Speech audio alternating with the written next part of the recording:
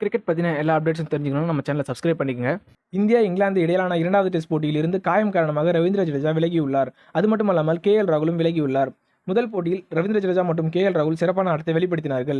India England இடையிலான முதல் test போட்டியில் முதல் இன்னிங்ஸில் KL ராகுல் 86 ரன்களும் ரவீந்திர ஜடேஜா 87 ரன்கள் மற்றும் முதல் இன்னிங்ஸில் 3 விக்கெட், இரண்டாவது இன்னிங்ஸில் 2 விக்கெட் என ஜடேஜா கைப்பற்றி அசத்தியிருந்தார். தற்பொழுது இவர்கள் 2வது போட்டியில் இல்லாதது இந்திய அணிக்கு பின்னடைவாக இருக்க வாய்ப்பு இருக்கலாம். ஆனால் இதில் கவனிக்கக்கூடியது என்னவென்றால் ரஞ்சி கோப்பையில் சதம், இங்கிலாந்து லயன்ஸ் அணிக்கு எதிரான 98 ரன்கள் மற்றும் சதம் என நீண்ட நாட்களாக இந்திய அணியில் இடம் கிடைக்காமல் இருந்த சர்ஃபராஸ் கான் அணியில் சேர்க்கப்பட்டுள்ளார். அது மட்டுமல்லாமல் சவுத் ஆப்பிரிக்காவுக்கு எதிரான தொடரில் இந்திய அணியின் சீனியர் வீரர்களுக்கு எதிரான பயிற்சி ஆட்டத்தில் அவர்களுக்கு எதிராக சதம் அடித்து அசத்தியிருந்தார் சர்ஃபராஸ் கான்.